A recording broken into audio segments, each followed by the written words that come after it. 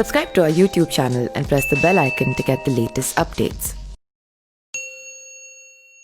भगवान श्री कृष्ण और बलराम दोनों ने ही द्वापर युग में जन्म लिया था और दोनों ने ही मिलकर कई राक्षसों का संहार भी किया था।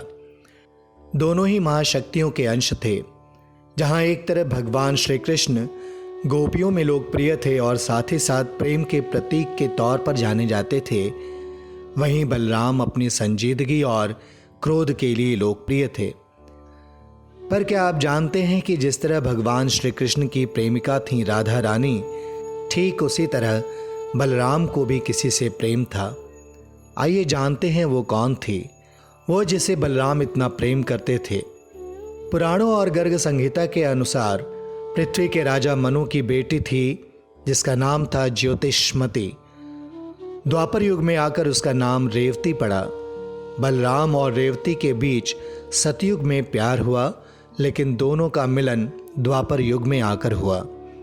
एक बार मनु ने बेटी से पूछा कि उसे कैसा वर चाहिए, तो उन्होंने कहा कि जो इस धरती पर सबसे शक्तिशाली हो वो उसी से विवाह करेंगी।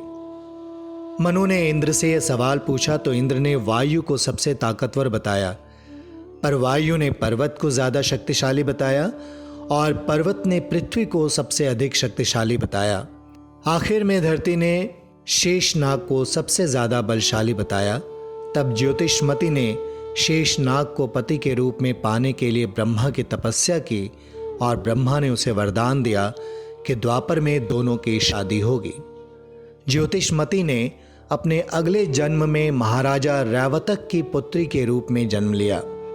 जब रेवती विवाह के योग्य हुई तो उनके पिता राजा रैवतक ने उनके विवाह के लिए पूरे पृथ्वी पर योग्य वर की तलाश शुरू की, लेकिन महाराज को उस समय पृथ्वी लोक पर रेवती के योग्य वर नहीं मिला, जिससे महाराज रैवतक चिंतित हो गए। लेकिन महाराज ने हार नहीं मानी और उन्होंने अपनी पुत्री रेवती के लिए वर की तलाश में ब्रह्मलोक जाने का निश्चय किया। ब्रह्मा जी ने कहा, आप पृथ्वी लोक वापस लौट जाएं। वहां पर भगवान श्री कृष्ण के बड़े भाई बलराम आपकी पुत्री रेवती के लिए योग्य वर साबित होंगे।